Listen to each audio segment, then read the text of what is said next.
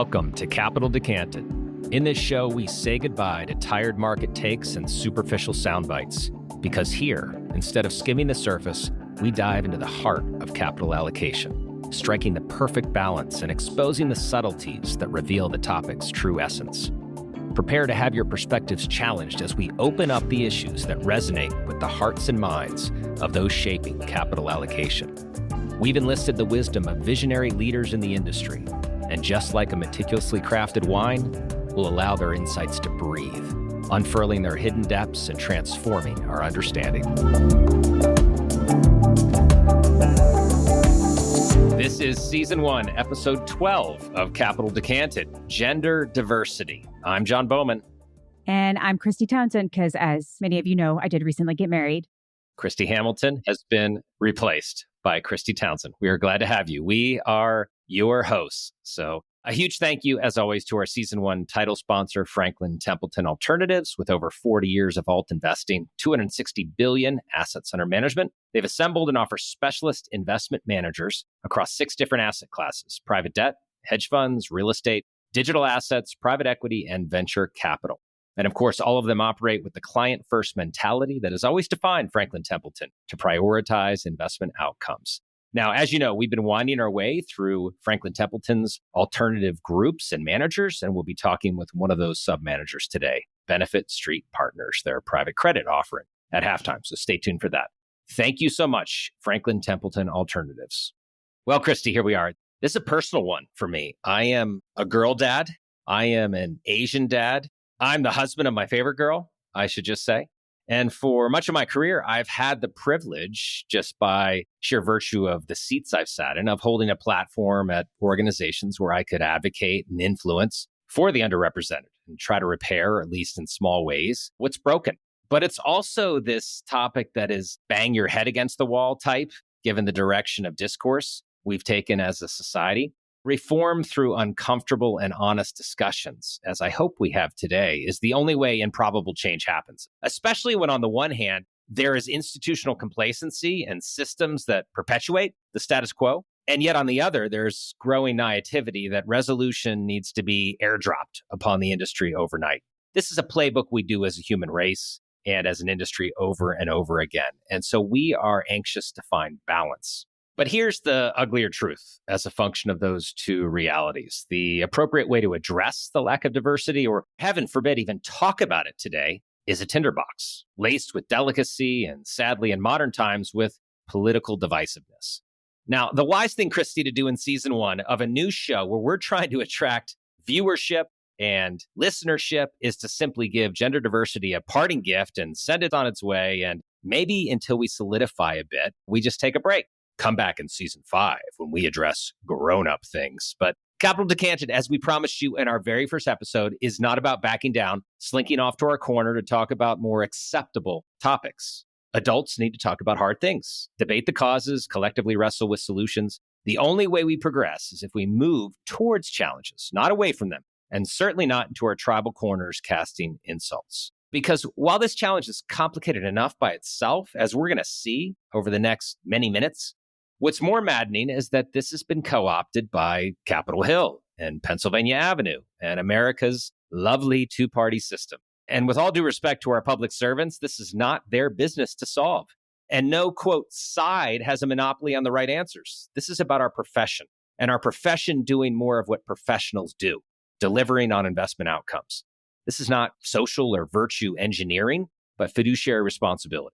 Because we have to remember that professions, it has to come back to this. Professions represent a collective that is committed to a higher purpose of protecting and serving the public good. Professions, when they're operating well, are self-reflective, they're self-policed, they're self-educated, and they result in a public warranty that denotes trust, expertise, and license to practice, of course, from our clients. And that duty raises our gaze above childish name-calling and herd behavior to one that starts and ends with the primacy of a client's well-being. And so on that note, pragmatically speaking, aren't we all hungry for an edge here? I mean, isn't this what we're constantly searching for in this hyper-competitive world of capital allocation?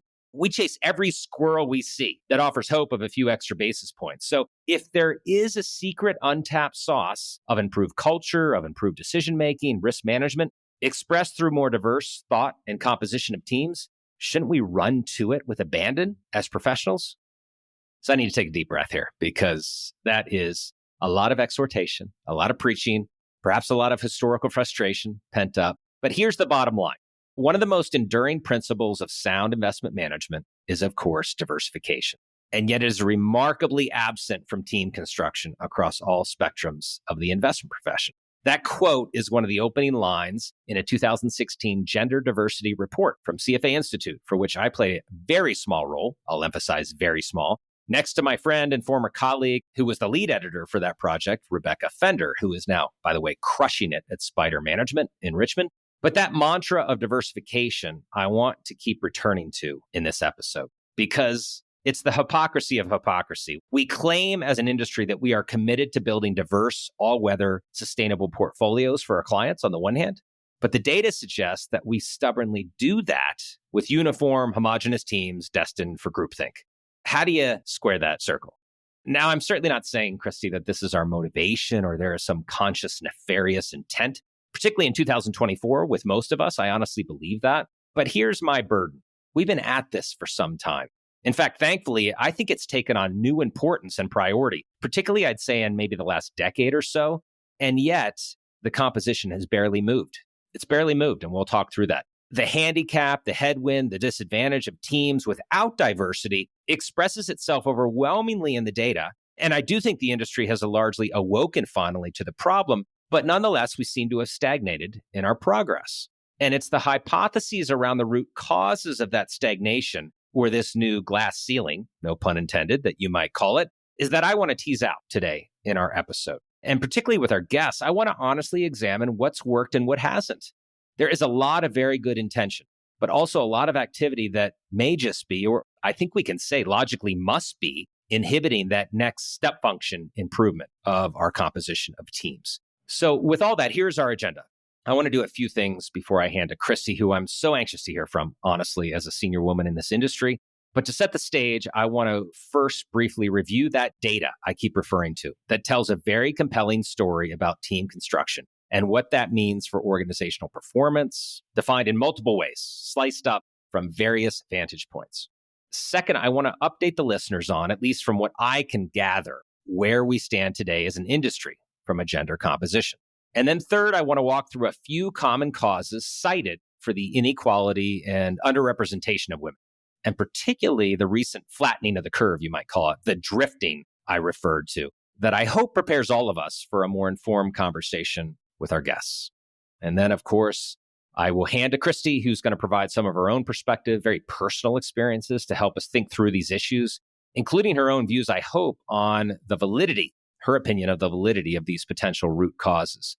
And then finally, part of the intro that requires a drum roll, to bring this to life, we'll be joined by two leaders that sit at the very top of the value chain of this industry, that have personally invested, sacrificed, and championed for diversity themselves. Two that I've learned from personally over the years. And those guests today are Nicole Musicco, most recently Chief Investment Officer of CalPERS, and Ron O'Hanley, Chairman and CEO of State Street. And by the way, in full disclosure, Ron was a boss a long time ago in a galaxy far, far away at Boston Company, and still very much a mentor. So I'm thankful for him. Now, Christy, before I get started, I very personally touched on a lot of reasons, frankly, that we could not embark on a balanced episode covering this topic. Why, in your opinion, is this episode so important to you and for us at Capital Decanted to lean into? I'll start by saying I think it's because the two of us tend to be pretty measured in how we view difficult topics. And I do think that we have a proven ability to see logic on both sides. And I also think we're pretty direct in how we approach delicate issues like this, particularly the hot button ones. And I think definitely gender and diversity in finance falls under that category. I do want to start by saying upfront that this episode is not an indictment of men. It's not going to be a finger pointing exercise against anybody. As I know, I speak for a lot of women when I say not just in my experience, but I know of a lot of women in this space who have been incredibly fortunate to work with really amazing men and women, in my case, including you, John, and people who have absolutely gone to bat for me in my career. So I think that we are uniquely fit to take on this subject.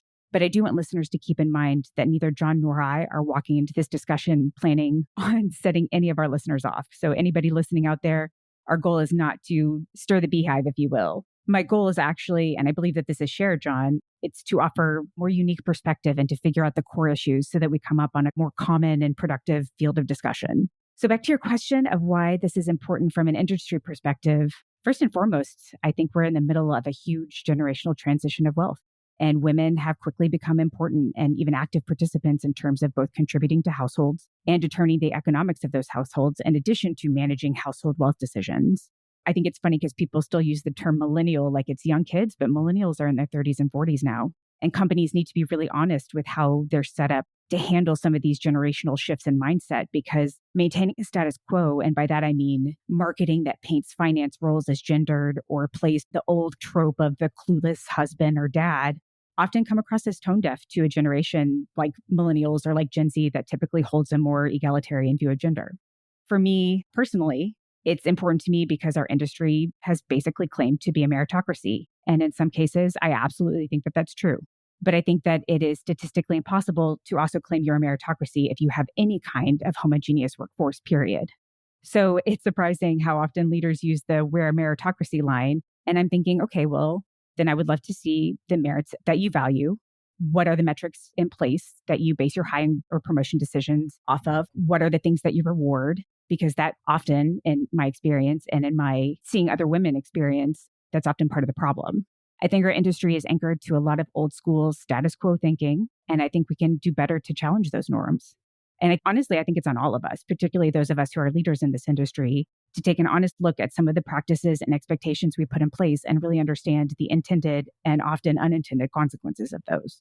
I think that was so well said, Christy. You reminded me that one of the artifacts, remember we mentioned that in a recent episode of traditional investment management, is this homogenous workforce, and we need to bury that artifact. I also think you articulated a really important point that you and I talked about at length with a little bit of trepidation, in full disclosure, approaching this episode, which is we need to hold something in tension here as we approach this episode. On the one hand, I want everyone listening to this to be challenged. And I think we're unapologetic in that. Both Christy and I were challenged. And yet, at the same time, I don't want to offend anybody either. So this middle ground, this thread the needle, pick your metaphorical phrase there, of challenging and yet not offending is really our goal here. And I hope that's where we come out. So yes, this is a critical topic and it's important for us to cover. So let's jump in. Let's first take why diversity. This is the data I referred to. I'm going to stay at 60,000 feet here. Many of these studies or ones like them have been well documented, cited, rehearsed. You've probably heard or read most of them. I don't want to belabor them, but they do bear reinforcement to ground us once in a while, at least. So let's first talk about corporate performance. And I'm going to zoom in here as we go. Probably the best known, most convincing, and most groundbreaking series, if I can call it that, of studies was conducted by Credit Suisse Research Institute. They began this process in 2012, and they've repeated it pretty much every couple of years. And the latest iteration of the project was a few years ago in 2021. And it assessed the performance of 3,000 public companies across 46 countries and all sectors, as well as 33,000 senior managers, to assess whether there was what they called a diversity premium over a 10-year period, by the way, from 2010 to 2020. Now, let me just say this about the study. I particularly appreciated the temperament and tone of this project because it seemed absent an agenda. In fact, they seem to go to great lengths to avoid claiming causation here. Even, by the way, when you look at this across 12 years, and it looks pretty obvious, there is a causation in my view. But they, with great respect to them, they take a very cautious approach, knowing that diversity is often a symptom and a signal for more thoughtful leadership and more inclusive culture. So I'm not suggesting this is spurious correlation, as I think all these attributes are interrelated in some form. But the reality, as they explain, is that there's a whole series of boardroom and executive team behaviors that form the recipe for better performance and diversity of thought. And I do agree with that wholeheartedly. Nothing is a silver bullet in itself. But I would add is that what I think Credit Suisse has proven, despite all of those disclaimers, is that this collection of leadership behaviors seem to be proxied perhaps most acutely by gender diverse teams. There is definitely some there, as we say, that I think is worth paying attention to. So here's what they did with this massive sample size. They compared organizational performance on several metrics across two dimensions. First, does performance improve as you increase the percentage of executives that are women? That's staff, of course. the top end of senior leadership? And 2, does the performance improve if you add women to the board? So they assess both layers of leadership, governance and executive staff. So here's what they found across several metrics I'll just highlight. EBITDA margins. And the linear nature of this metric was just astonishing if you look at the charts. If you take companies with 20% or more of their executive teams composed of women versus teams that are below 15% women, you see an operating margin premium of 160 basis points. Call it about 19% on average versus 17% on average for ease of math there. However, if you compare those that have greater than 30% women in the C-suite to less than 10%, so you're widening the gap a bit more, that premium doubles to about 20% EBITDA margins versus 16. Again, it's a very linear relationship. How about cash flow return on investment? You might recognize that old Credit Suisse classic metric. It originated at Holt Value Associates for some of the gray hairs like me listening before Credit Suisse bought them. Anyway, that's a fun, long story, but very similar findings for this metric. The above 20% versus the below 15% group, when you compare them, yielded a 1.9% better ROI. And that gap rises to above 3% when comparing the above 30% number with the below 10% group. How about multiples? Well, obviously, it would seem to follow that if you had higher margins and better returns on capital, the market would place a premium on your equity, and it sure does. So on EV to EBITDA, we see a 13% premium for the above 20% women executive teams versus the below 15% women executive teams. And sure enough, the same widening effect as you increase female representation. Quickly turning to the board level, so that's the executive team. Turning to the board level, those companies that have at least one woman on their board also have significantly higher return on equity, price to book values, net income growth, and share price performance than those without. And by the way, I'm skimming the surface here. There's a whole lot more slices and dices to these reports. I'd encourage you to check them out. We've linked to them in the show notes. But needless to say, it appears to me pretty obviously that there is compelling evidence that gender diversity on boards and in senior management is strongly linked, at a minimum, strongly linked to better returns on capital, margins, risk management, share price performance. And yet here we are. And we'll get back to exactly where we are momentarily. So as I said, I want to zoom in here to investment performance. And again, looking at these studies, there is a Alexandrian library full of studies on this subject. We could go in so many ways. Some are very good, others not so much. But the bottom line is this: teams comprised of men and women outperform single-sex teams. So a few examples. WTW, often cited on this show, I might add, studied 1,500 investment strategies that had at least a 5-year track record. So you have to be around for a while. And they found that those with gender diversity in the top quartile of the group had a 46 annual basis point outperformance than those in the bottom quartile. So big gap, almost half a percentage of outperformance. Another one to drive this home: a couple years ago, gentleman by the name of Stephen Lawrence, he's a senior investment strategist at Vanguard, published a pretty seminal study you can find on SSRN to test whether gender diverse teams added meaningful performance against single gender teams. This data set included 2,600 active, admittedly U.S. equity funds here between 2008 and 21. And Lawrence found that even after controlling for education levels and other non-gender diversity characteristics, gender diverse teams contributed 39 basis points of annual outperformance versus teams of just one gender. Now, Stephen, by the way, was kind enough to summarize the study in a Kaya blog post, and we've linked to that, but it's worth clicking through and perusing the full study if you are so inclined. And finally, I'll give you one more on the private capital side, just to mix it up a bit. Our friend Xinshin Wang, a professor of finance at UCLA's business school, Xinshin looked at the relationship between the percentage of female partners at a VC firm and the resulting success at both the individual deal level and the fund level. And by the way, female representation and entry rates in VC, as I'm sure most of you know, are absolutely anemic. Even compared to overall finance and even the larger investment management industry, I think it's high single digits, about 9%. So that is something to keep in mind here too. But anyway, the outcome of Xinshin's study was that she showed that just a 5% improvement in gender diversity of the partner team leads to a 17% improvement in success rate at both the deal and the fund level. That's enormous, really an enormous change. So as we see in just these 3 simple examples, and again, I could have picked from hundreds of these, not only is the conclusion overwhelming, but that diverse teams improve both organizational and investment performance, but I would just reinforce that it's extremely sensitive, meaning you don't need to be a hero or move mountains overnight to harvest this diversity premium, what is shown is that small baby steps, sometimes even one hire on a small team, can make huge differences in organizational efficacy, in investment performance, in venture capital deal making. So it seems to me that cognitive diversity impact, and this is not to suggest that other diversity factors aren't also important, but they are disproportionately influenced, there's no doubt, by gender balance in particular. So that's the why. I keep alluding to where we are and the stagnation word. So I want to start with a great report from Mercer last year. It was called Diversity Dressing, Progress Evaluation, which checked in on an earlier study, measured themselves on how we've all done. And it put key decision makers globally, women, female decision makers globally, at 13.7%.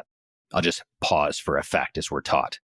But for this purpose, key decision makers, or KDMs, as defined by Mercer, are portfolio managers, dedicated analysts, and investment committee members who are, quote, meaningfully involved in decision making and are accountable for portfolio and performance outcomes. Now, interesting, while this average is about 14%, just rounding across the world, the individual country dispersion was really enlightening, Christy. I'm not sure if this is a surprise to you. It was to me, at least the gaps here. Overall, Asia is way ahead of the West in gender diversity. Taiwan, for example, nearly 50%. Malaysia, 38%. China, about 30%. Hong Kong and Singapore hover around a quarter, 25%. All of those are higher than any other country in the world, any other country. Spain is the only Western country that is close to the data at about 24%.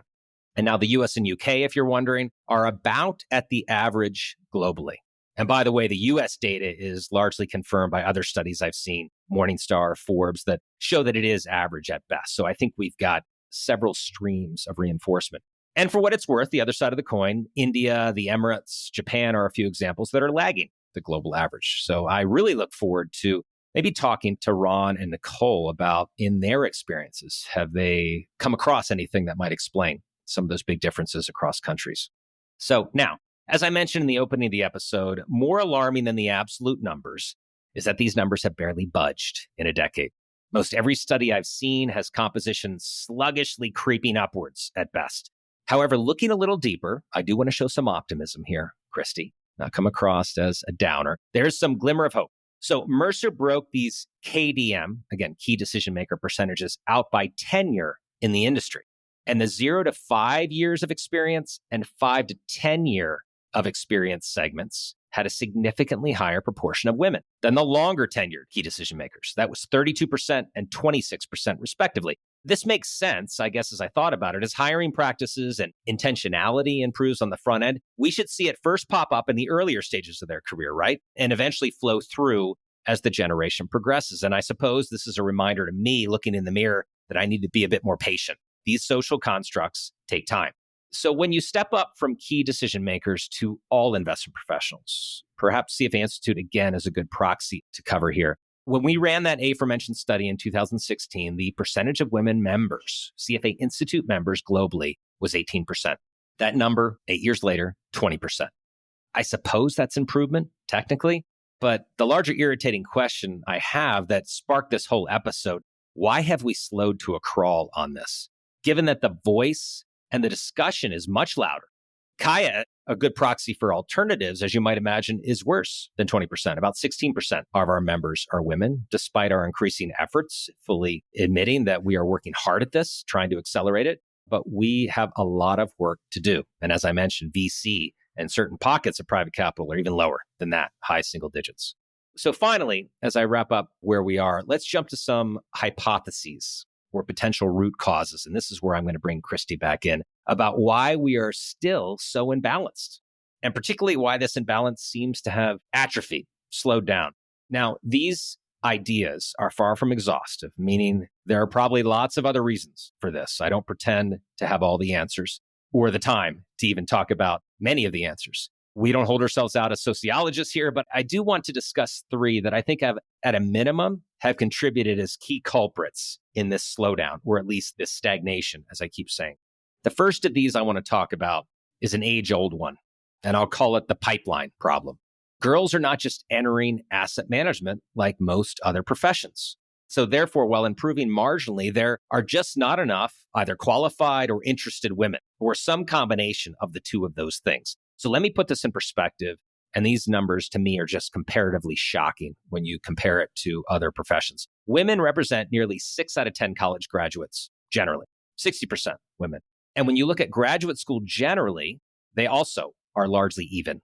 And then if you specifically break down those graduate school disciplines, MBAs, law, medical, literally within striking distance of 50-50 on every one, within a few percent, 47-53, 51-49, et cetera.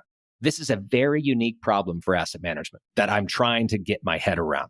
So you dig a bit deeper, the Equal Opportunity Employment Commission tracks entry rates into various professions, and women enter investment banking at 34%, consulting at 44%. So all those female MBAs are going somewhere, but oddly, for some reason, not to asset management. And that is this paradox that I cannot figure out.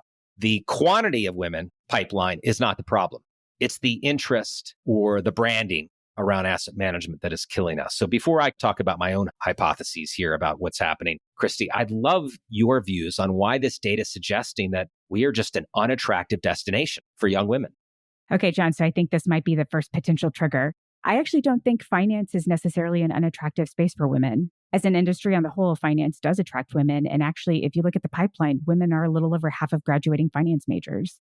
We also see women investing in themselves in advanced degrees like MBA and doctoral programs. I think the trouble isn't in interest in the subject, but having talked to a lot of women about their experience, it seems to be more in certain pockets of finance. And it typically comes back to legacy thinking and policies, also things like firm culture and compensation practices that are in place.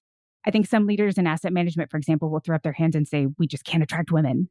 But then when they listen to their employees, who tend to be pretty clear about what's needed in terms of policies and culture and compensation, it seems all of a sudden leadership gets alligator arms about the cost of taking action. And then there's a lot of hot air and DEI washing that gets implemented instead. So I think that leaders and companies that have actually audited and made changes to their policies and practices and cultures actually do a phenomenal job of attracting women. And those that don't look at those things don't. One example that I think of in terms of how things filter through our industry is the CFA program. And it's such a wonderful organization, but it has at times had trouble attracting women. Kaya is the exact same way, I should say, just in terms of the gender breakdown of the graduates of the program. And honestly, it's interesting that that happens, but a lot of it, I will say, is out of the control of those programs, in that it's really hard for a woman often to look forward 3 years and drop those 3 years of their life, especially when they're looking at having kids, when they're looking at becoming the primary parent, and when they're looking at running the household side of the equation for their families. And I think that both CFA and Kaya have done a really great job of getting women involved in the programs before these huge life changes. However, the program remains predominantly men. And sometimes I have to wonder if it's the structure itself. I'm not saying that that has to change. I'm just saying once we understand that that structure itself is part of the problem, then it starts to be a little bit more difficult for employers to just say, hey, we demand you have these certifications, because you're immediately limiting your talent pool.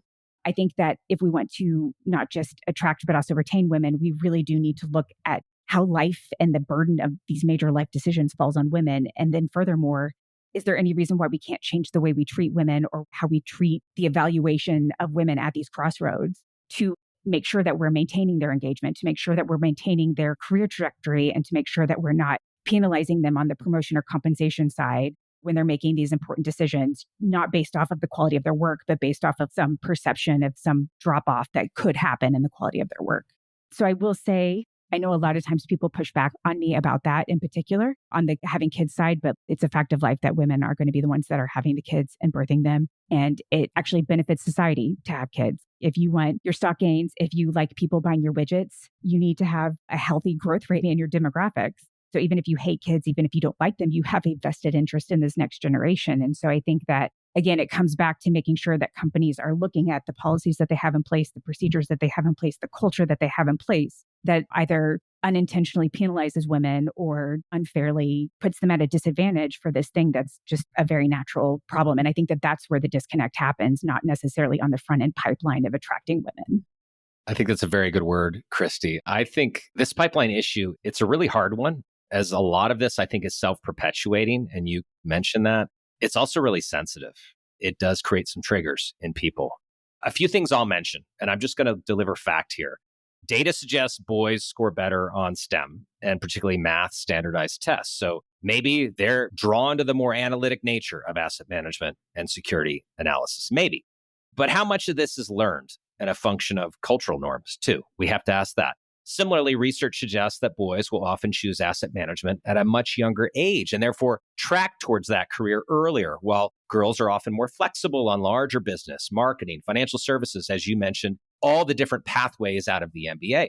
But again, that seems obvious, as all their role models and influences for this path are probably almost exclusively men. And girls, understandably, might have this impression that this is maybe more than an impression. This is an old boys club with lots of golf, lots of cigars, and they may see that as unsavory very early in their aging. So these things, I've said it before, I'll say it again, they can be self-perpetuating.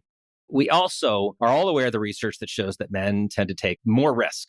They tend to make decisions more quickly, maybe you could argue rashly, and are more emotionally attached to their decision-making. So wherever you come down on this, if there is an element of women that prefers more balanced, thoughtful decision-making, being more risk-aware at least, maybe not averse, but more risk-aware, being more relational, using more emotional intelligence versus raw data conclusions in the course of their day, perhaps this is just not an attractive career path. And I realize these are huge generalizations, but lots of research does support this too. So this is a mosaic. These are not, again, silver bullets. So my favorite soundbite on this subject, Christy, and I couldn't find the exact quote because I wrote a blog post about this presentation. It really moved me, but it was a very senior woman, maybe 8 years ago, I heard speak. And she was addressing some of these very stereotypes of pipeline that I've just been walking through. And she claimed that actually the major impediment of gender diversity came down to actually a branding problem. So the lore and narratives, lore, L-O-R-E, the lore and narratives around what investment management is and what it represents is simply not attractive to many young girls. And couple that with the heavy math element, and it's a big turnoff. And she went on to say that this branding, and we often use things like data analyst and chart technician, or that's the picture we paint of what we do every day. And she said, instead, we need to frame our industry roles and responsibilities with descriptions like investigative reporter, detectives, psychologists, talent developer, that these are critical attributes, as we all know, of what great investors do. That's part of their job. But she said often that is completely outweighed by this swashbuckling cowboy trader archetype in pop culture and in our psyches. And I just thought that was a really interesting balance that we need to think about how we talk about, how we brand who we are as an industry.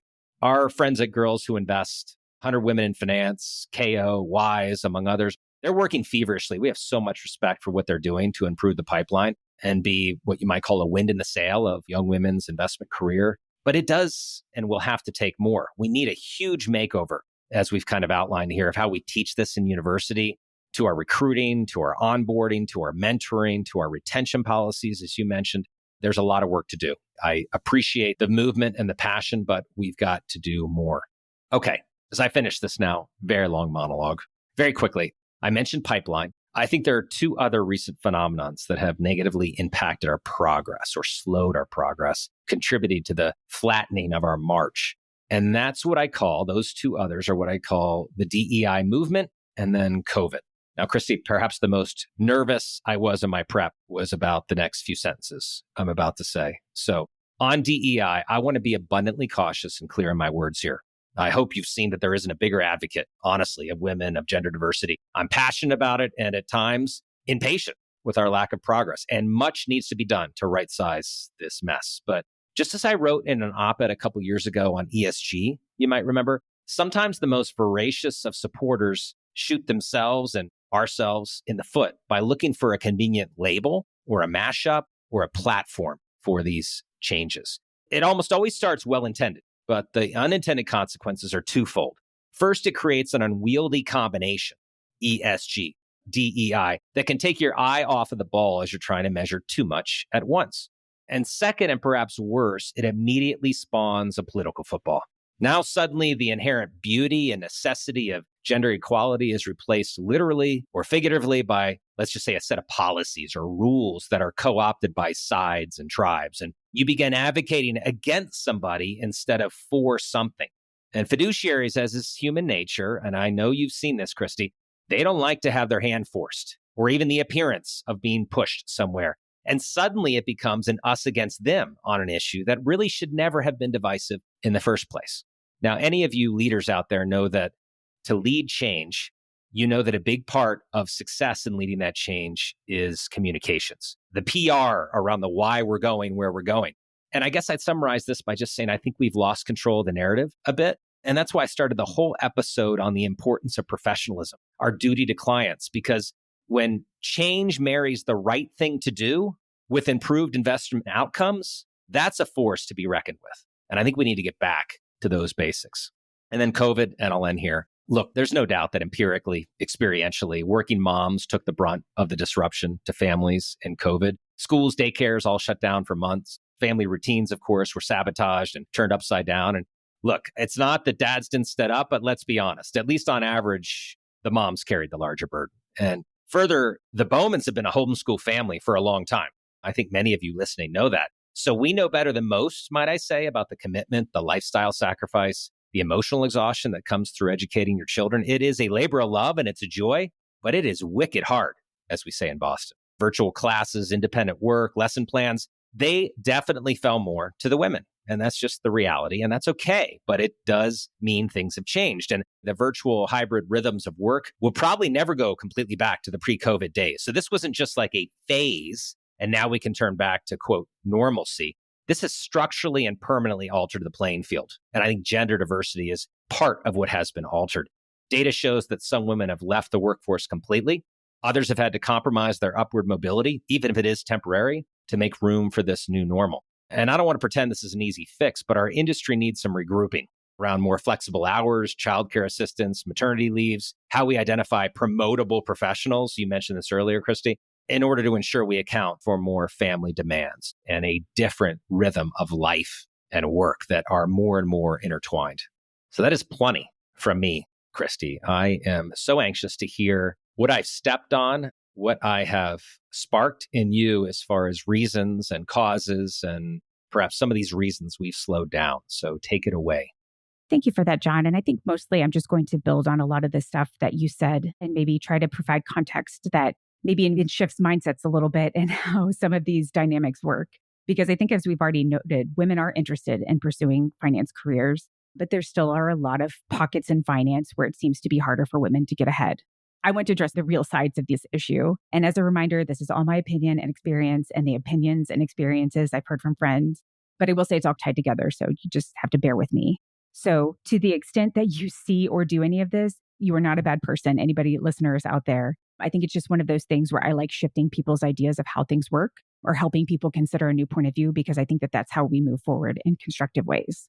So I will start by saying, in my experience, there are three main issues that I see once women are on the side of the industry. And again, I've either experienced these or have talked to women who have. And I think the first big one is one that everyone's going to have to take a deep breath first, and then we'll talk through it after I say it. And it's the idea that sometimes well-intended actions potentially conceal some paternalistic or condescending thought process when it comes to women and decisions within their investment careers. One great example of this is after I left my prior organization, I took a planned sabbatical after 15 years in the industry with no time off. And when I started my job search again, I had a few instances actually where I made it to the final stage of an advanced leadership position. So think like a senior director, and a couple of instances there were CIO searches. But ultimately, for the positions that I didn't get, yes, as we all know in this industry, there are only so many of these positions, and they're very difficult because the people you're going up against are also amazing. But I think one of the difficult and uncomfortable things was that the ultimate feedback after these searches was actually a little bit fuzzy. And it would be feedback that almost hinted at a concern that vaguely alluded to personal demands on my time, which at the time I was a single mom. So having to clear out what part of this was honest feedback of, hey, this is a major leadership role and we need to make sure that you're committed, that I could address, which I think is absolutely fair for a company and for a leadership team to ask me, because again, it is a hugely impactful position. But there is this also uncomfortable feeling of, would it have been easier for me had I not mentioned my child, had I not mentioned these demands on my time?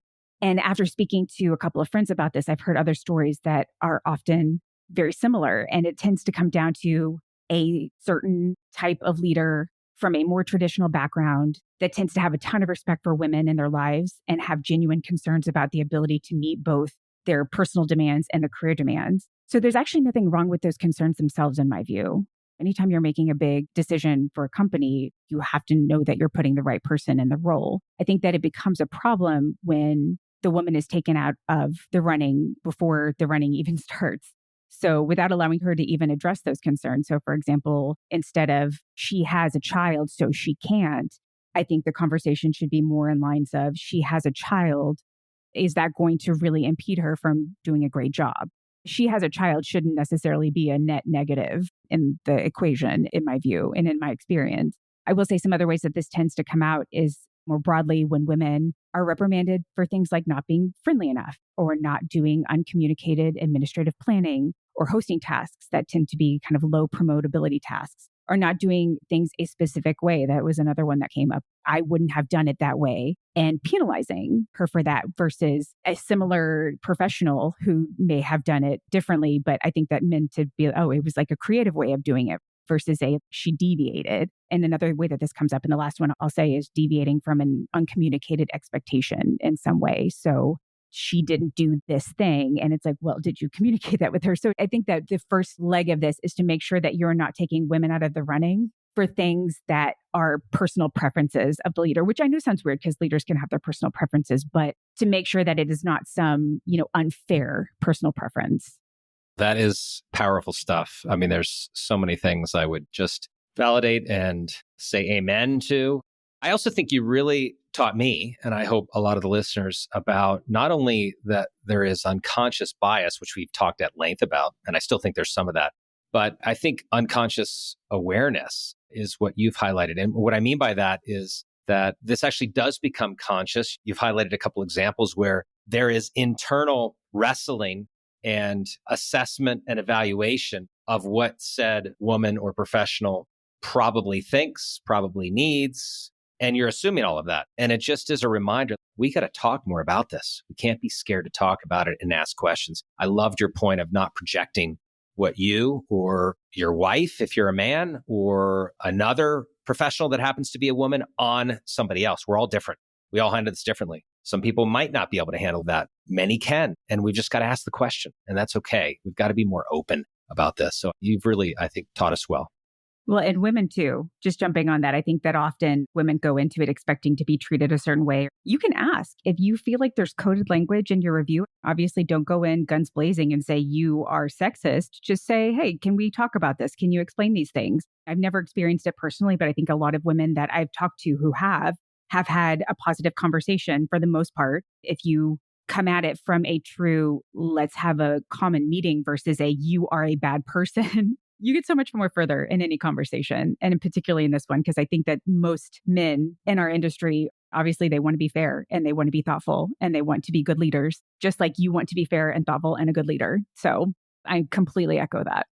So listeners, we have pulled a lot of threads. We have not answered a lot of questions because these are hard questions. And that's, again, not what this show is about.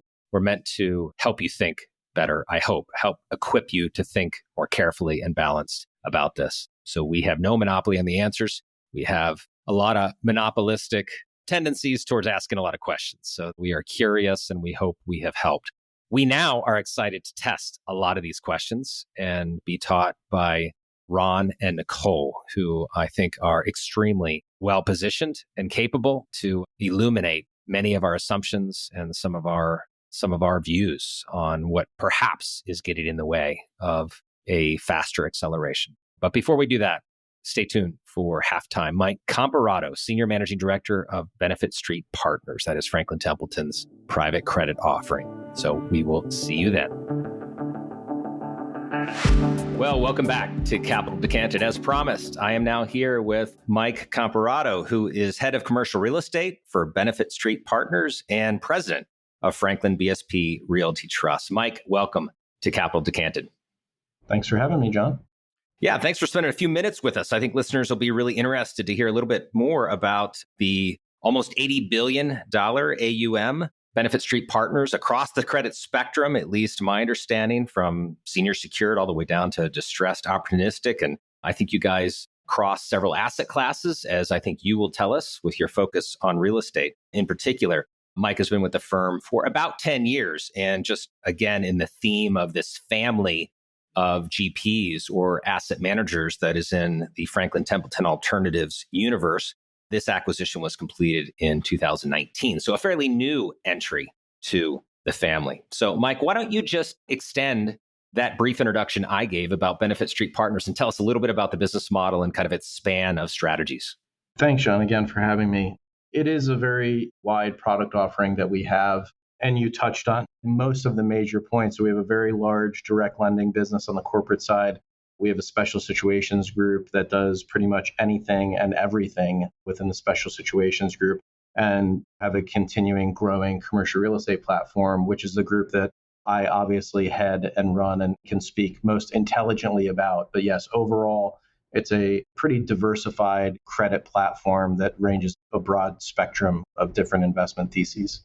So that's great, Mike. Let me ask you a little bit about client fit. You mentioned the diversified set of credit strategies from direct lending to asset-backed opportunities, particularly the area in real estate that you're focused on. When you think about client profile across that spectrum for a long-term pool of capital, which are the majority of your clients, how do you kind of counsel them to think about these strategies fitting within a diversified portfolio? I think that's the key word, is diversified. And I think that over the years, we've seen certainly direct lending and private lending expand dramatically just as an asset class. We're seeing commercial real estate expand again as an asset class, both on equity investments and credit investments. So I think that the alternative space clearly has a larger piece of the overall pie. And I think when investors are looking at really building a diversified, non-correlated portfolio, they need to have these kind of products in there to achieve that. You need exposure to direct lending in the corporate side. You need exposure to commercial real estate, whether it's equity, credit, or both. I think the continued word is diversification and access to the best managers out there that can do that in a proficient manner. Well, we all know the story, listeners, of bank lending post GFC and Dodd-Frank. And so I'd encourage you to check out these skill-based strategies at Benefit Street Partners under Mike and his partners' leadership. So Mike, thanks so much for joining us, and we hope to see you again soon. Really appreciate the time, John. Thank you. Well, welcome back to Capital Decanted, and we are now joined in studio. I'm just delighted to introduce all of you to Nicole Musicco, the former Chief Investment Officer of CalPERS, and Ron O'Hanley, Chairman and CEO of State Street. Welcome to Capital Decanted. Thank you, John. Thank you. Well, as I mentioned to each of you, Christy and I spent some time on the introduction, helping listeners and us, frankly, think through the journey we've been on in this quest for more gender equality, gender diversity, and all the benefits thereof of having a team that is made up of different individuals with different perspectives and backgrounds and views and so forth. And we've certainly, on the one hand, lamented that we haven't gone faster and are trying to evaluate how we can reaccelerate. And we are grateful for both of you to help us and all of the listeners think through that. So I want to start with Ron, if you don't mind. And by the way, I was doing the math on this, Ron, to make both of us feel old. I think it was 22 years ago when I last worked for you, which is just crazy. I think I was a foolish 27-year-old when you had to put up with me. So first of all, it's great to see you again. And thanks so much for continuing to be an influence on my career. Why don't we just say that you were 12 and I was 18 and leave it at that? Yeah, okay, that works for me. But I would say, even though I wasn't fully developed, let's just say, as a professional, that very early, as I think back on my time with you, I was able to see firsthand your passion for diversity before. Frankly, it was cool and discussed quite often. DEI certainly wasn't a thing. That was part of your DNA, I would say, at what was an early stage of your C-suite run, as I recall. So, Ron, I'd love to hear what triggered that in you before it was popular, before there was pressure. It's always been important to you, and I'd love to hear why that was. Yeah, John, I think there's a number of reasons, as I think anybody would say it's the right thing to do. Why would you ignore a significant fraction of the population? But leaving aside the right and moral case for all this, I mean, there's an extraordinary business case that, to me, back then people weren't paying attention to. And whether it was through some kind of active elimination, or in most cases, just a passive elimination of significant parts of the population. If you're in some way going to disadvantage women, that's half the population. And then if you're then going to eliminate populations of color, call it another 30% or 50%. So practically, why do you want to, in a talent-based business, start out with, instead of competing for 100% of the talent, I'm going to compete for 30 or 35% of the talent. So that was part of it. And we operate in these extraordinary businesses that have seen just extraordinary growth over the last several decades, but they're very talent-based. And if anything, the talent needs have gone up. The kinds of talent that we need have become even more and more diverse. So for me, it was all about how do we recognize that all we're doing is disadvantaging ourselves, our shareholders, our investors by somehow eliminating part of the population. The second point for me was you came to realize that it's not like we're all surrounded or we all used to work for people that actively discriminated against women, people of color. It's just that the scaffolding was never put in place. The whole system was tuned to basically attract and, if you will, matriculate the same kind of people that had come from before. So it was a self-sustaining system that was doomed to eliminate 70+% of talent. So to me, that's really what led to all this, and the realization that if you're going to change it, it's not as easy as passing laws. The laws were already in place, and it's not that anybody was actively breaking the law. It's really changing the way you think about talent, from who are you going to attract, how are you going to bring them into your firm, how are you going to develop them, how are you going to make sure that they matriculate, to basically set the stage for something that's very different and where you're actually accessing 100% of the talent. Those are really great points, particularly one that we brought up in our intro part was this idea that we don't think that people are out there being bad or mean or intending to do bad by their employees. I think it's just once people figure out what's going on and you get that scaffolding in place, it helps build out and become this hopefully self-perpetual process, if you will. And switching over to you, Nicole, you're obviously an incredibly successful woman in finance. I would be curious about what are some of your early experiences in pursuing investment management? So were there certain influences in your life that actually allowed you to overcome maybe some stereotypes or intimidation or any other frictions, some of the other frictions, I should say, that we hear about? And did you stumble into finance, or did you always know that you wanted to go into it? Thanks for the question, and so happy to be here today. I'd start just by saying I definitely stumbled into finance, to be honest. And I think it goes back to the opportunities that were presented to me in university just to get educated on what is asset management. And it was frankly the recruitment process where the large US banks came on campus and had back then cocktail parties. And so for of course, students, anytime there was a cocktail party being hosted by someone, you'd slip in there and learn a little bit about what was going on. And so my interest was extremely piqued, but it was definitely stumbled upon. But on that point, I think that my early days where I think it really helped me, and I think it's something we can think about and learn from, was just on that education bit and that training piece. I was really fortunate to have really my first experience to be in rotation program internship and then being at a Wall Street bank where they had back then very intense 4+ week training, where I really thought that I started out in the industry feeling at par or frankly maybe ahead of, in some cases, some of my peers who, whether they were male or female, it didn't matter. We all went in with the tools in our toolkit. And I think that as I think about where the opportunities are today,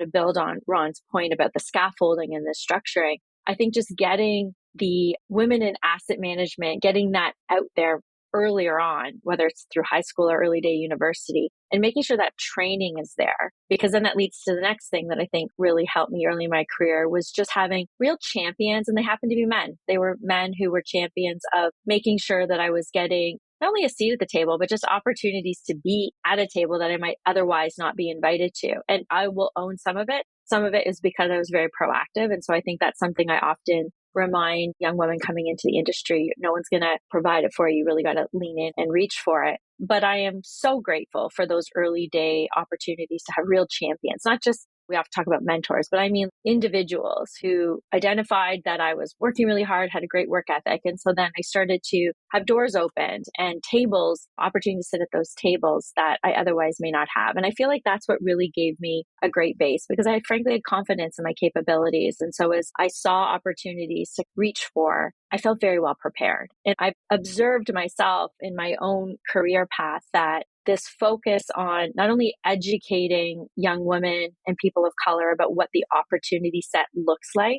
but making sure that the training base is there in those early days and that in those early days of their career, that they really do have champions because it's a tough industry, especially starting in investment banking. Those can be tough early days. And if you're not really given an opportunity to learn from someone that believes in you, I think you can be scared off from a career that would otherwise, had you given it a little bit more time and got through those tough first couple of years, could end up being a really wonderful career path, as I found. Can I just pick up on something that Nicole said? I love this term champion because we often hear the term mentorship. And in some ways, mentorship is almost the minimum that a supervisor or a boss or a partner, if it's a partnership, needs to do. But a champion or a sponsor is something much more active, who is not just in the moment, how did you do on this deal or what does this piece of research look like, but how are you thinking about your career and how can I help you here? And I think that getting at this point of the advancement of people beyond just those that have always been advanced, we've all been sponsored in some way. And we've all had those opportunities. And in some cases, we may have done something. More often than not, it's just the way we performed. It's not that we rang up somebody and said, be my sponsor. It's how we performed. But there's a element of how then do you say, who am I going to do it for? And again, you can be very self-interested about this. It's about advancing your firm. It's about taking a talent and helping her in a way that you were helped by others to become, whether it's part of the senior membership of the firm, to be able to do something that wasn't able to be done before. And it sounds paternalistic, and I don't mean it to be that way at all. It's the way that talent-based entities get built. It is around, you take this raw talent, you see emerging from that great potential. Now, how do we help nurture that potential and get the right opportunities in place to see it flourish? I think that's so well said, Ron, that maybe it's partly semantics, but to me, champion denotes kinetic support, active support, as you articulated, and rather than maybe passive listening or passive sounding board opportunity that maybe a mentor typically does. So I think that's a good reminder. Nicole, I speak for many to say it's been inspiring to watch that elevation and where you've come from that I now understand a little bit better to where you are now is truly awesome. So, Ron, just shifting back to you, because again, the sub-theme, the angle on this is, why haven't we gone farther? Given all that we've just discussed, given the right thing to do, plus the data that suggests it's right and beneficial to the firm, this is the perfect storm of obvious opportunity. There's a lot of things that work, and then there's some things that maybe even by their nature are well-intended that maybe are not helping the situation. One of the ones that has inarguably been a win, and perhaps the most iconic and successful gender diversity campaign in history, was the Fearless Girl. And I'd love to hear, and I know you enough to say you're going to be terribly humble and give everyone else besides yourself credit, but you were sitting in the seat when this all happened. So I'd love for you to help the listeners be brought into the room on the epiphany first, and then the original goals and reflections. And then, of course, I'm sure it shocked all of us how much resonance and runway this thing has taken. So why did that work? Let me give a little bit of the history and then at least my sense as to why it resonated so broadly around the world. The occasion was 2017 International Women's Day, and a fair amount of quite important research had come out, great empirical research. I know McKinsey had done one piece, and I can't remember who had done the other, but demonstrated that diverse boards that had not just one woman, but several women on it, these companies were performing better. And as we were thinking at State Street Global Advisors just about our own stewardship activities, and when you're an investor, you decide whether or not you want to invest in a company. When you're an index investor, you're invested in the company for as long as it's in the index. Your tools in terms of governance are limited. You don't have the sell tool. You don't have the buy tool. It's in the index or it's not in the index. But you certainly got the vote. and you can decide who you're going to vote for on the board. And our view has always been that as in investment stewardship, that it is about the board and is the board doing its job, that investors can't be substitutes for management and they can't be substitutes for board. So with this research coming out, we had decided we were going to make it very clear in our stewardship activities that this now was something we were going to be looking at, not to say there needed to be a quota, but was the board considering their own diversity and what were they doing to actually test whether or not they had the most capable board that they could have. So we said we were going to do that. International Women's Day was coming up. There were a couple of us that were delivering speeches. I was delivering one down at the Governance Center at the University of Delaware. And we decided, well, let's just signify the day with this statue. And we got all the permission in place. It was meant to be a one-day placement, and we got everything that needed to be done. And obviously, it hit at an interesting time. The 2016 election had just happened. There was a lot of talk around are women and minorities advancing in general in society or not? Has there been some kind of wall hit? There's people like us saying, listen, it's demonstrable that you can add value. And this has always been for us about value, not values. What is it that we believe will add long-term value to these companies? And I think that all just echoed at the same time. I think the fact that it was a little girl, and there was a lot of debate. I'd like to say that I was the one that came up with the sketch, but there indeed were people that worked with me and for me that actually had figured this out, that we actually shouldn't make it a grown woman, but make it a young girl who will be a grown woman, because everybody, young and old, can identify with young girls. And there was the pose and everything else. And it was one of those things. It was the right thing at the right time. Went way beyond its original intent, which was about women on boards, but has become a very important symbol. And it's just a reminder, what do they say? The picture's worth 1,000 words and a symbol may be better than 1,000,000 words. And I think that's what happened there. I think that what's resonated for me since then, and it goes back to the image of a younger girl. I had a very interesting conversation in Saudi Arabia about 2 years ago. And for those of you that have been following Saudi, there's been enormous social change there and very, very rapid, much more than I don't know any country that has changed socially as rapidly as that. And whether it's women driving, which everybody laughed at the time, what's the big deal there? Well, the big deal was it was very visible. It was visible to 25 million people in the country that things were changing in Saudi. But I remember asking a very senior minister there, because I was curious as to just how did the elite feel about all this? And I worked up the courage to say, how do you feel about this change this quickly? And I've since asked the same question to others, and I get the very same answer. Unbelievably supportive, and it's my daughters now can come back to Saudi. And I think that comes back to that either we all have daughters, we all have sisters, we definitely all had a mom. So this is an issue that resonates with people, and that when they start to think about it, say, how can this possibly be right? How can we have a system of governance that is systematically excluding all this talent from helping to add value to a corporation? So that all resonated at once with Fearless Girl. It certainly did. I mean, we worked together when I was at CFA Institute. I think we used it at a couple of events. So it became a traveling message and symbol well beyond that one day. I didn't realize it was meant to be one day. That's just amazing to think about. That's an outperformance for the ages, to say the least. So that clearly worked for the reasons that Ron, I think, has articulated. Nicole, I'd love to ask you maybe a more balanced question on that, which is on the very positive side. We've had this, we described it in the intro as a bit of an awakening, I would say. I don't know if that's the right word, the last 10 years. There seems to be much more support, much more top of mind, I think, alignment around the reality of the benefits, as we've all been talking about, of diverse teams. And there's also been an explosion of women's associations that are focused on this. We have good friends at Girls Who Invest, 100 Women in Finance, KO, et cetera, and CFA and Kaya, for that matter. We've done a lot of work on the subject. This is all well-intended. I know that. We're all working hard. But in the end, as we talked about in the intro, the percentage has seemed to stagnated and drifted around mid-teens, depending on the study you look at. So what is working and what's not? Is there a sense as to the characteristics or attributes of where we should be funneling our energy and activity, Nicole, to get this thing revved up again?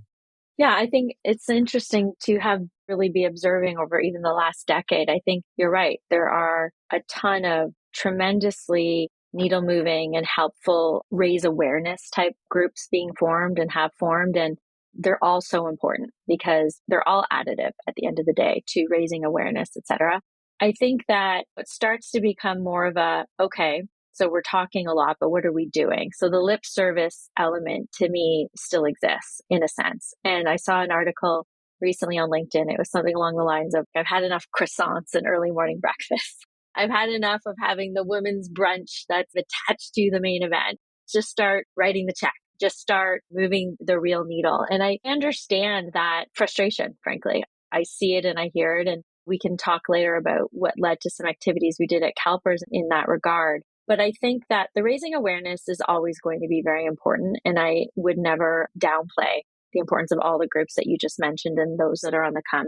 I do think that, as I touched on earlier, there's more that we can be doing to be penetrating that education level at a younger phase, doing more with the universities to raise awareness. And then, as Ron was touching on earlier as well, even just within our own scaffolding and in our own organizations, making sure that not only are we hiring and getting young women and people of color into the organizations, but making sure that it is from time of hire through their entire career, because sometimes needs are just different. Certainly in the case of women, we see great numbers, better numbers, improving numbers in the more junior ranks. But as you progress through the ranks at financial institutions in general, there's a real drop off. And I'm not sure it's necessary to have that drop off if we're willing to be a little bit more open-minded on how to work with women in particular during the midpoints of their career when perhaps family becomes more of a priority, et cetera. So I do think there's a lot more to be done. And I think, frankly, and Ron's certainly a wonderful example of this, it has to be a tone from the top type thing. It has to be coming from the top. If we're talking about the investing side, it has to be coming from the CIO level. If we're talking about hiring, it has to come from CIO, CEO level. It really does need to be a tone from the top. And I think that, like many of these organizations that get formed, there's a lot of great activity. Often you see entire departments within HR being hired. But if it's just left to be an off the side of the desk initiative, as opposed to it being a strategic initiative, absolutely seen as being needle moving for the organization, because again, the assets are going up and down those elevators every day, then we're just not going to see the movement in those numbers over the long haul. I'd agree with that. And I would add that there's been an enormous focus on intake because it's very obvious. It's also very clear and measurable. How many women did I hire? What percentage of women did I hire? What percentage?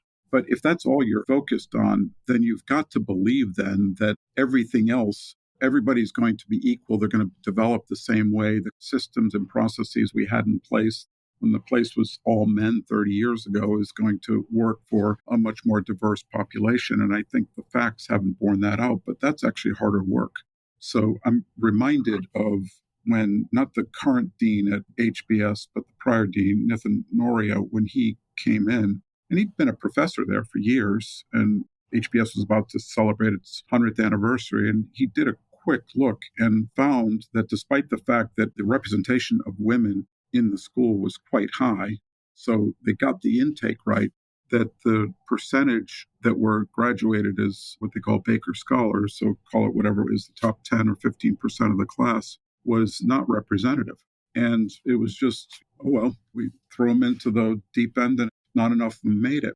Well, he actually did some work, and class participation is a huge percentage of one's grades at HBS. And the way class participation is actually measured is the professor at the end of the term says, well, did she do this? Did he do that? Well, Nathan actually filmed classes and put recorders in classes and found out that a lot of it is the way just men are. They'll interrupt, they'll blurt out something, and it's memorable. There might be a quiet but profound comment that a woman has made, and it just wasn't recorded or wasn't recollected.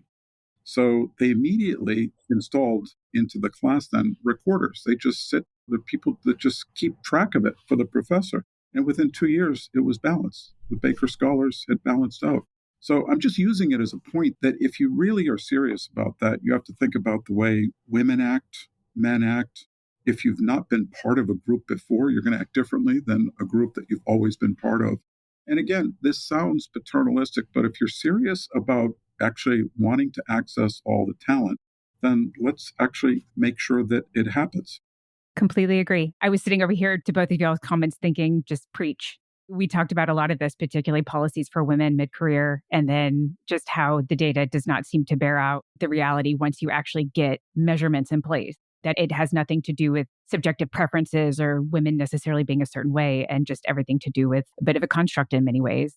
But I would like to switch gears slightly, Ron, and ask you what went wrong with the branding of the DEI movement? And particularly what allowed it to be swept up into polarization, and how do committed companies like State Street and other stakeholders take that narrative back from this whole polarized political view of something that seems like it should be a no-brainer? Why did it get politicized? I think it got politicized because it lends itself to sound bites. And it's very, very easy to latch onto something and turn it into something that it isn't. We have a policy that we've had for a long time at State Street, which is basically for virtually all management levels. We're going to do a panel, so a panel of interviewers, and we want a representative slate. And to me, this is a no-brainer. It's called opening the lens. And somehow that got picked up. It was some UK paper. So it was reported exactly how I just told you, but the headline was, "No Company for White Men." That was the headline. And of course, you can imagine how that was picked up by everybody. So it's just easy to distort these things. And it's unfortunate because in whether we're talking about DEI or whether we're talking about climate, for us, climate, we're not an oil company. We're not any more a high emitter than anybody else, but we're an investor. And plus, we're a long-term investor. By definition, we are the longest term of long-term investors. We're nearly permanent capital in public markets. And to us, most over that long term, climate is a risk that needs to be evaluated. And risk is nothing more than the proposition that more things can happen than will happen. Over time, that becomes even more important. So it's a very simple proposition. Are you, the board, ensuring that management is evaluating climate risk? All we ask for. And that somehow turned into that we're woke, that we hate oil. We've never divested anything. But the point is, it just lends itself to that, which is really unfortunate because it's fueling a narrative that absolutely isn't true. Just think about what most developed countries are facing. They're facing talent shortages. They're not facing a situation where there's no room for talent. So why would be turning away opportunities to bring more talent into companies, to bring more talent into enterprises? Yeah, I think that's probably been the most distressing part. It's interesting you connected this to climate because I've spoke publicly about the same thing, is that why have these movements, maybe is the wrong word, but ESG, DEI, why have they become and evolved into political footballs? And that's been unfortunate. I feel like we've lost the narrative a little bit. And I think it's just a really hard reality and topic of proper discourse when you've got a very polarized nation and industry. So very good points, Ron. Nicole, you just alluded to one of what I thought was a really admirable initiative that you put in place at CalPERS before you left. I think it was $1 billion US, 2 strategies that aim to back diversified emerging founders. We've all seen the research. Again, maybe not prejudice, but certainly the machinery around funding either women or people of color founders. There's a lot of headwinds, let's just say. And I know you were very public in media and saying this wasn't just about women, but I would love your thoughts on that program, on the motivation for it, and why you thought that was an important contribution to this discussion. Look, first and foremost, I think when you've only got just over 1%, I think the latest numbers are 1.5% of AUM globally is managed by diverse founders, whether women or people of color. To me, that just screams out the opportunity. So I think it absolutely was a diversity and inclusion headline. It absolutely was a very specific mandate, if you will. But at the end of the day, as sitting in my chair as a CIO at the time of almost 500 billion of AUM, trying to find new sources of alpha is particularly difficult. So to be able to really tackle a few interesting opportunities around diverse and emerging managers, which all data suggests is actually a very interesting lane to swim in if you're trying to generate alpha. Why not? That along with a few other interesting initiatives, and we can come back to climate too on that. But that was first and foremost, was looking across an opportunity set of where we could engage our team in an area that they were excited to do more and to learn more. But traditionally, like many asset managers, our own scaffolding, frankly, just precluded us from that. These are generally smaller checks. It's absolutely a different type of diligence that's required when you don't have a 5, 6, 7 funds to do underwriting around. And when you're managing massive pools of capital in the way that the private equity team, for example, at CalPERS would be managing, it's really tough. Unless, again, back to my earlier comment, driven from top down, it's really tough to prioritize and justify a return on effort when you've got limited resources, limited team, etc. So as I looked across where I was trying to tackle a few things, the whole building a culture of excellence, leaning into new areas for alpha generation, trying to rally the team around something that we all believed in together and could get excited around. It was just a wonderful opportunity. And, rather than try to recreate the mousetrap, if you will, to deploy that capital into that specific area, we leaned on some strategic partners. And I think that was another area I was really trying to get our team focused on, which was we have a lot of capital to deploy. It's not easy to hit our 6.8%. And there's an awful lot of really smart folks that we've been in partnership with for a very long time. Why don't we start there? So we'll allocate the capital, we'll allocate the team, we'll create a mandate, but let's go find smart friends around the table to help us deploy that. So there were a number of things that we were trying to tackle, and we certainly prioritized the diverse emerging manager strategy, if you will, but it was an alpha program at the end of the day. I certainly appreciate that. And Ron, one of the things we talked about before, there's a lot of data out there that seems to suggest that Asia and Europe are actually way ahead of the developed West countries. So United States, Canada, UK even. In all of your travels, do you have any insights as to why other countries seem to be getting things right? And what do you think we can learn from them? Well, I think that starting points matter, and whether it's the legislative starting point or even more importantly, the cultural starting point. And if you think about some of the Asian countries, particularly those Chinese Asian countries, so Hong Kong, Singapore, China itself, there's a long cultural tradition of gender equality. And that starting point has actually been quite important. And in many Western democracies, that's not the case. In some cases, it was actually legislated to be a very different place, whether it was around vote, property, etc. You've got other countries, if you think about the Scandinavian countries, and where equality of opportunity was not enough and legislation was passed that there needed to be basically equality of outcome. Now, we don't like that in many parts of the West. That's max of quotas and things like that, or social engineering. But the point being is, whether you like it or not, that created a very different starting point.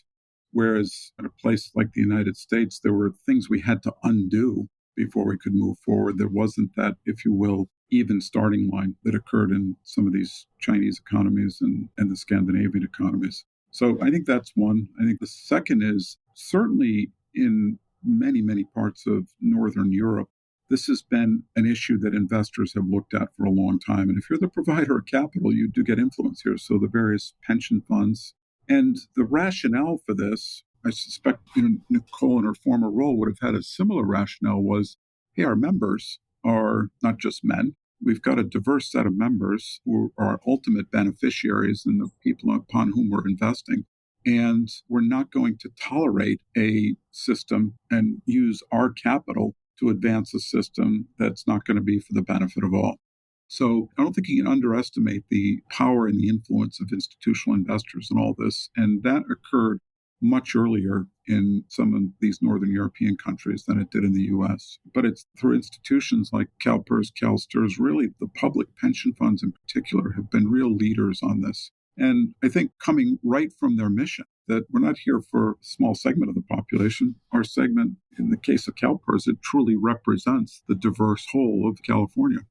Yeah. And I would say, Ron, having lived in Asia and experienced that wonderful feeling of walking into a room as a senior leader at the time and seeing other female senior leaders, just having that to look at and be in the room, it's like women in sport right now. It's phenomenal what we're seeing. And for young women to be able to watch young women playing hockey, basketball, soccer, football, however you want to refer to it, is so important just to have that representation to look at. And I think your point on the importance of institutional investors, I go back to what we started with in the beginning, though. It's great for institutional investors, like my former role, to be setting a bar or creating mandates. invest $1 billion in diverse emerging managers, but we need to do the same within our own institutions. We need to go back to where we started this conversation, which is starting from the intake through the championing, watching these careers grow, coming up with unique structures. I was in a Women's Day event recently where the PWHL, the Professional Women's Hockey League, was speaking to the union contract that they just came up with, which was so inspirational. Essentially, they've created an opportunity for professional women to come in and have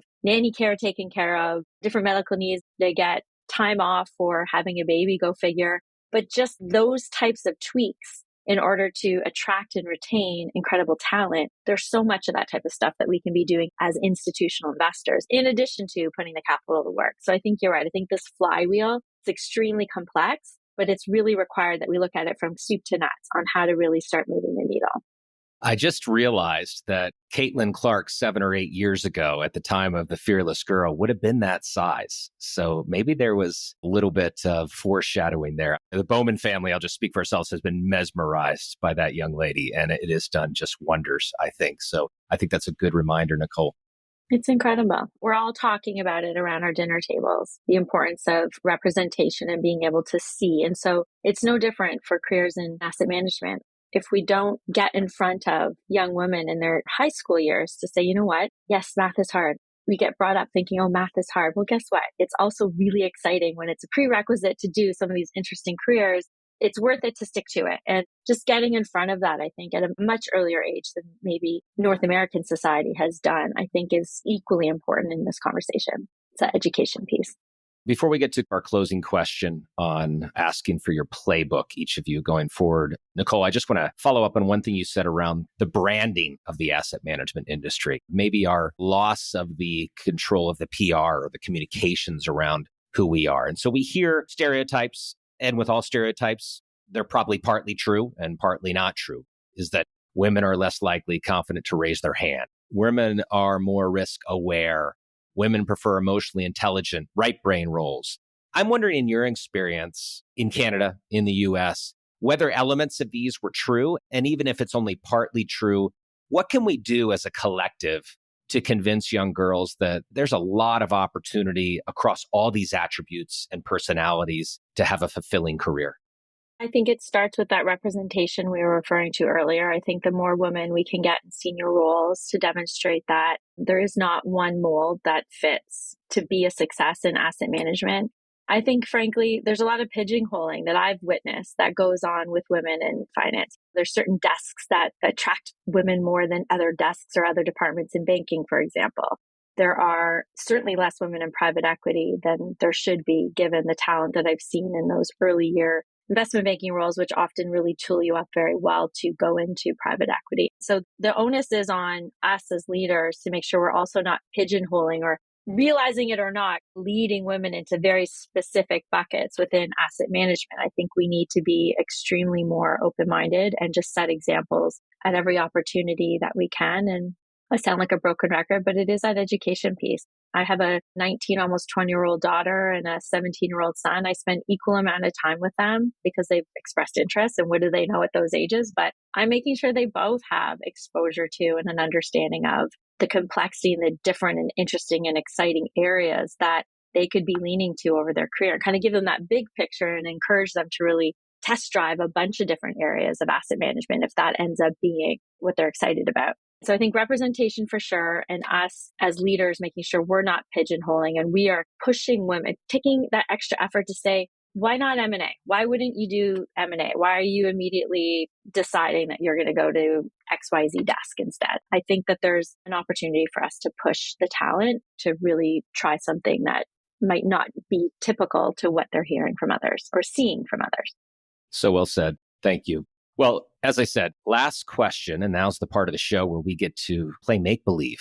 Let's just imagine, Ron and Nicole, that you could somehow wave the magic wand and tomorrow you could align all the legislators, all the regulators, all the corporate CEOs, the entire apparatus of the influencers around a vision for just one or two things. We've talked a little bit about what's worked, what doesn't work. Maybe I'll start with you, Ron. What would be your playbook? Those couple things that you really think would change the conversation and finally move the needle out of this trading range we've been stuck in.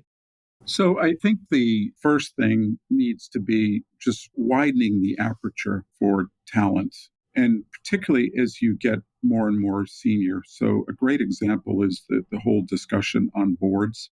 It goes something like this. We need to add somebody to our board. Would prefer to have a sitting CEO.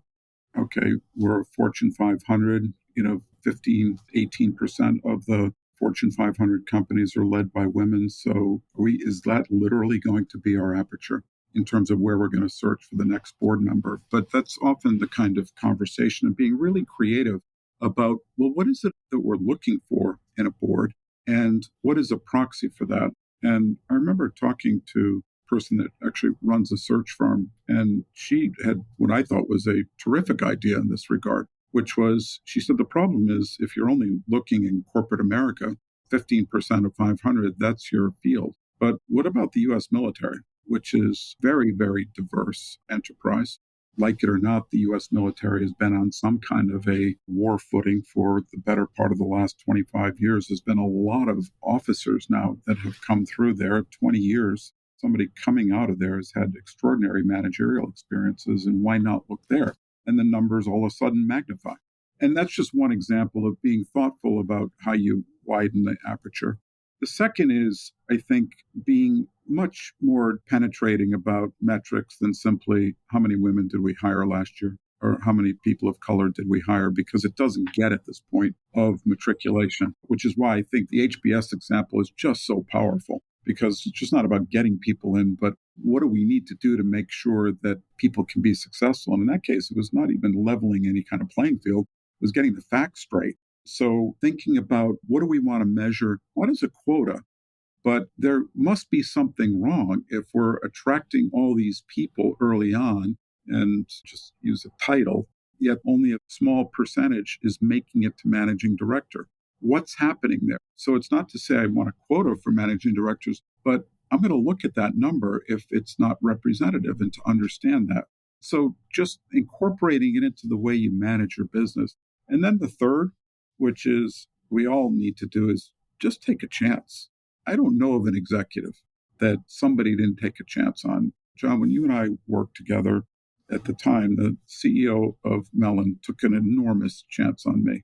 I had never managed more than 7 people at a time when he offered me that role to run the institutional business there. So he saw something and was willing to take the chance. And I can't stand when I hear these. First of all, you put together a job description that nobody can fulfill.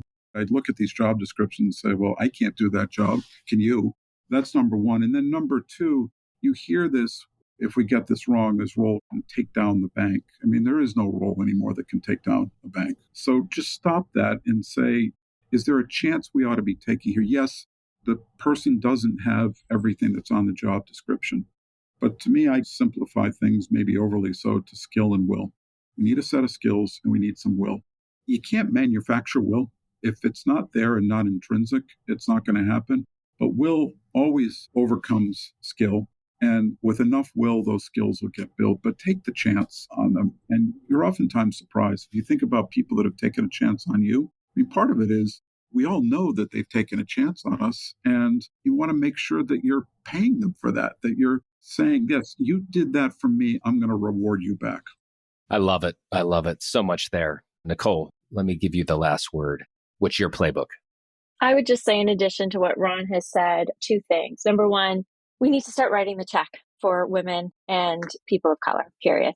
With 1.4% AUM being managed by diverse individuals, I mean, that is so abysmal. And so until we start as CIO, CEO saying, we will figure out a way to give everyone comfort that we're not just deploying capital for the sake of some DEI mandate. We're just actually going to work harder to train up ourselves to do better underwriting for something that's a little bit tougher. So just writing the check in general, I think, is super important right now.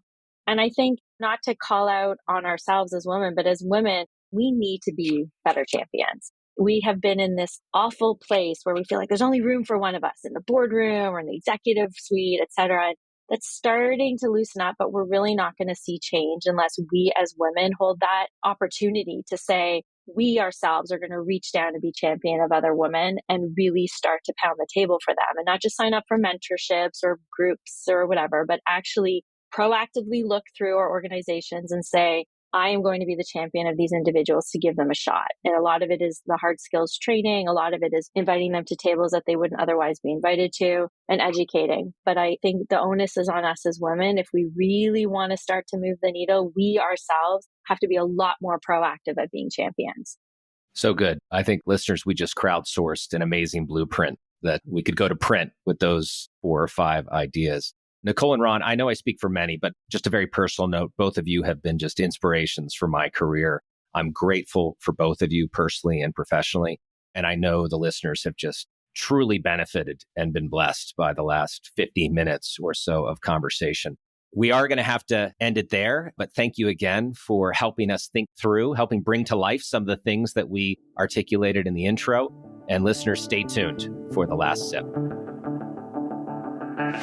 Well, welcome back to Capital Decanted and the last sip. These are never easy to do, Christy, after we have just world-class guests in. But this is a hard one in that it's really hard to follow Ron and Nicole. They've put their money where their mouth is. They've been leaders, and I think the word that Ron used, champions, for many years, decades, literally. So it's hard to summarize such an awesome 50 or so minute conversation with them.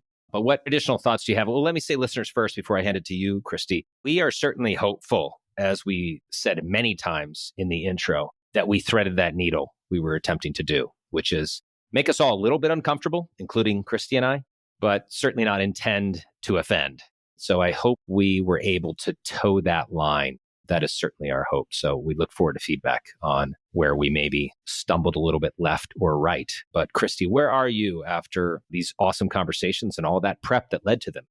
First of all, it was great conversations, but I think the idea that keeps popping into my mind is this idea of Kaizen, just of incremental improvement and the movement towards a goal or towards some better outcome. And I do think that as an industry, we've done a great job of that. I mean, if you look across the board in terms of what companies are offering women, the sponsorship opportunities that are available, and honestly, the willingness to have open conversations about this. I know, John, I shared with you that I was actually surprised that there were quite a few really senior level men in the industry who would talk to women about Me Too and some of these other issues that came up in a really honest and open way of just, hey, these are the things that I'm worried about. Can you help me reframe maybe my viewpoint on it? And being really open to feedback there. And it ended up having some really funny conversations around that and really productive ones. And at the very least, I appreciate and I hope that it came across that I think a lot of women, particularly middle management and senior women, do recognize that we've made amazing strides in the decades. I mean, I was even laughing the other day because somebody reminded me of a statistic that women couldn't even have their own credit card up until like the 70s. So obviously that's not a data point we want to anchor ourselves to. But when you see how far we've come even in the past 5, 10, 15 years in terms of being able to have these conversations, I think I'm really hopeful. And I think that our industry has done a great job moving towards the goal line in that regard. What about you? Yeah, and I think that point of progress is a good reminder. I mentioned that we need to be more patient sometimes, that these things take time. And that doesn't mean that our burden and our passion should relent at all. But I do think it's a good reminder is that there's a lot of weight and discussion around this. And I'm just so thankful that this is top of mind. And like you said, I think it just takes more conversation, more open and authentic and vulnerable conversation, asking questions like, how can I be better? How can I grease the skids of your next step or your hopes and dreams? Speaking of what I heard, a couple things came to mind, a couple convictions as I retrospect on both our prep and then, of course, the conversation with Ron and Nicole. I guess I'm convinced now that while the pipeline, as recent to our point on progress as 10, 15 years ago was a major problem, I think this is a less a pipeline problem now. I think if we look at those stats we talked at length and then further reinforced by anecdotes from Ron and from Nicole, there are plenty of women coming out of all these graduate programs that are wicked smart and capable and driven and have grit. It's not to say that we don't need to continue to improve the branding and make it more attractive, but I don't think that's the problem anymore. And I think we could honestly say that was a decade ago. I think it's what Nicole rightly talked about. We touched on a little bit in our opening, which is things like retention and benefits and awareness of differences of lifestyle for both every individual and for women and men who are different, and ensuring that we're empathetic and open-minded and taking initiative to make sure that there's comfort and fulfillment in work expectations. and flexibility in work expectations. And I think Nicole also talked through how we think about promotions and that example that Ron used in the HBS example. There's still some unconscious bias going in where some of what you articulated around women's broader responsibilities, perhaps in most homes, how that impacts our psyche, consciously or unconsciously. So I think a lot of the curious case of stagnation, as we've talked about, is much more about once they get into the firm now, then we can't find them yet. So I think that's been a conviction of mine that we've shifted. Women are now coming, and how do we make sure they thrive is really what I would say. The other thing on that note, Nicole made such a good point about putting our money where our mouth is, to say it maybe a little bit loosely, which is investing in women startups and taking shots on women that maybe don't have the resume yet that fits what you think you should hire, promoting the folks maybe before they expect to be promoted, or they don't have the traits that traditionally would fill that particular role. All these things we have to untrain ourselves around if we really want true benefits of diversity around the table. And then lastly, I've already alluded to it, but I love this distinction that Ron made between mentor and champion. And I talk about fanship a lot in my style as a leader. If there's anything I want people that I have the privilege of leading over my career to say is, he was my biggest fan. He did everything to help me succeed. And by the way, that's both encouraging and correcting and steering at times. My best leaders have always done both.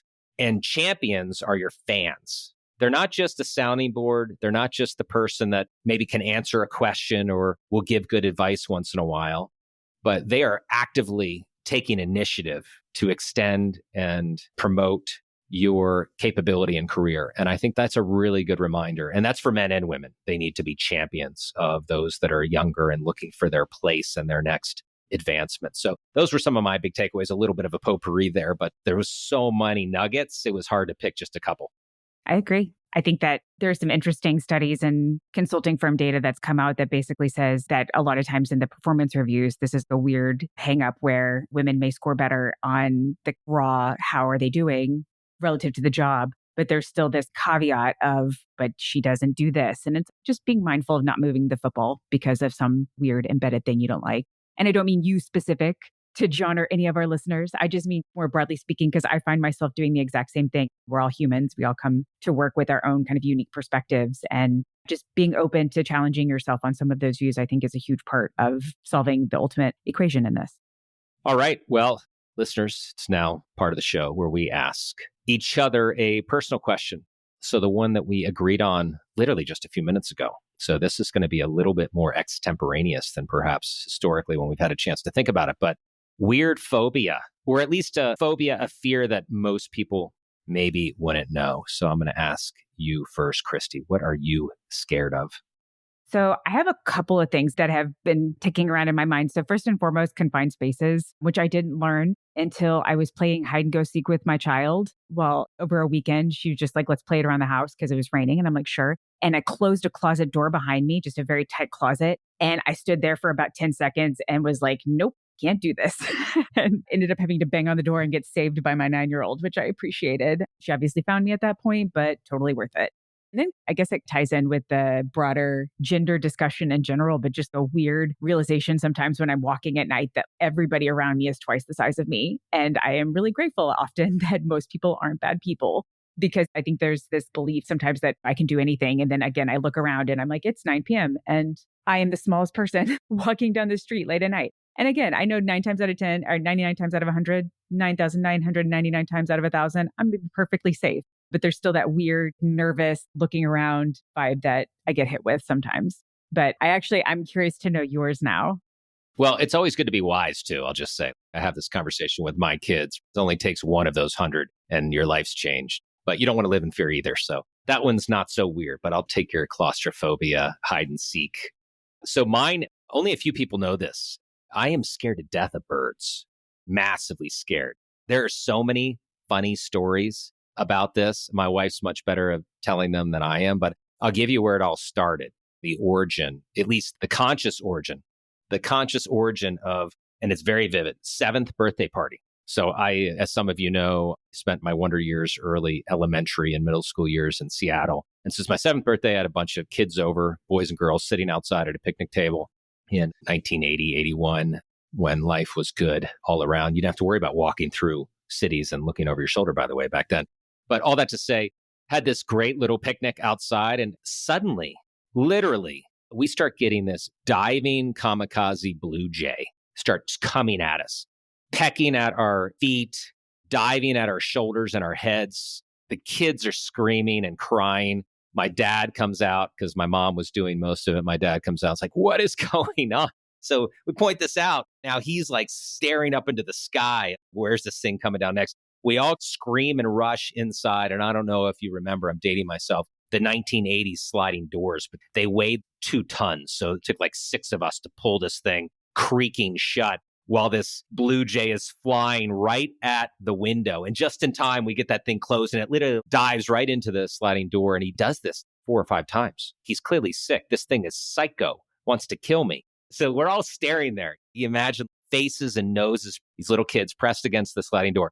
I see my dad creeping around the back, around the deck with a rake, a leaf rake. And so this thing is bam, bam, bam. And little did this blue jay know that the assassin, Tom Bowman, was coming up behind him with a rake. And my dad just tore into it with the rake. Of course, that's even more disturbing. You're watching this murder of a blue jay right in front of your face by your father. So I think I'm justified in this, but let's just say the bird situations continued through high school and college and even into my marriage that still my kids now like to tell the stories of. So Hitchcock's The Birds is the scariest movie of all time, and no one can disagree with me on that. That is my life. I believe it. Oh, wow. I'm not laughing because I'm like, haha, you're afraid of birds. It's just, I could totally see that. I assumed at the onset that it was probably a goose or a swan because those are absolutely terrifying. But a blue jay is right up there with it. Those can be fierce. I did have a battle with a goose on the golf course in high school golf. But again, that's one of like a parade of these stories that I cannot get out of the way of bird confrontations. But the blue jay was the one that changed my life. Let's just say that. Wow. Wow. That's all you can say to that. All right. Well, with that embarrassing story and reality, we will end our journey on gender diversity, but certainly not our passion and crusade to improve it. So certainly speaking for Christy and I, this is something that's very important to us. And I know many to you. So thanks for joining us. Thanks for coming along, putting up with all of the material. I hope you learned something. As I said, I hope you were a little bit uncomfortable and challenged and yet not offended. That was our goal. And hopefully it is just added to the dialogue, which is all we intend to do here at Capital Decanted. So have a great day. Thanks for listening, and we'll see you next time at Capital Decanted.